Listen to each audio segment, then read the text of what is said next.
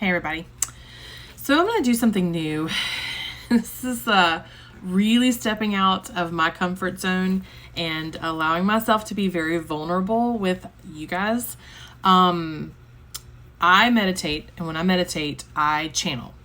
And I have come to learn after 3 years of doing this that some things are for me and some things are definitely collective messages, and I am at a loss at times on how to interpret them. So I had this idea recently that I would come on here and I would start to share the things that I channel. And maybe someone that comes across this message or this video will resonate with what I'm saying, might be able to interpret it better than I can.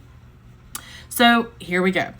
So yesterday in meditation, I'm just going to write the things, I'm just going to say the things that I wrote out. It's not going to make sense. It's going to be very weird. That's why I say I'm being very vulnerable right now. Okay, so September 6th of 2023, I see the color purple, white, and yellow, which to me is an interpretation of the crown chakra. Divine source is white, and then the yellow is the solar plexus.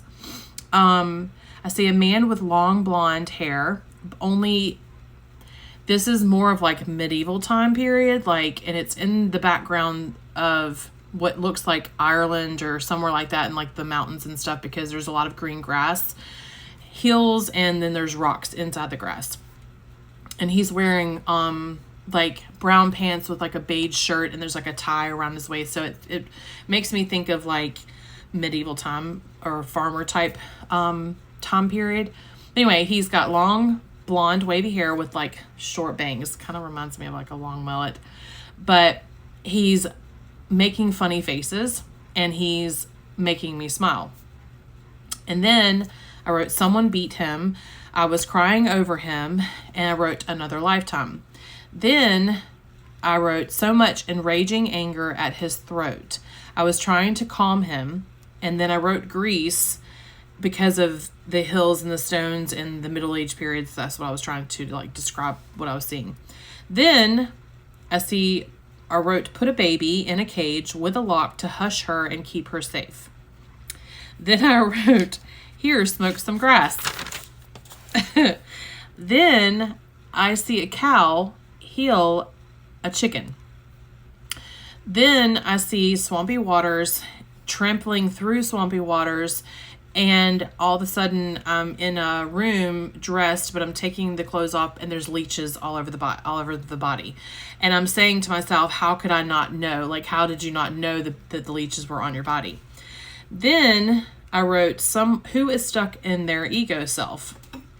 Then I see the chicken now it's traveling with the cow, and the chicken goes under a fence. There's a chain link fence and there's a hole, and the chicken goes under the fence.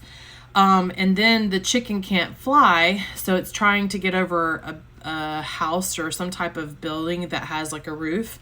And so the cow helps the chicken over the roof, and I wrote because the chicken can't fly. So I looked up the symbolism of what a cow represents, and it says fertility and motherhood, but in ancient Egyptian myths, the cow represents the goddess, I'm going to butcher this name, Mehet Reret. So Mehetweret. And she represents the primeval waters that existed before creation. She gave birth to the sun at the beginning of time, but she also represents, her name itself represents the Great Flood.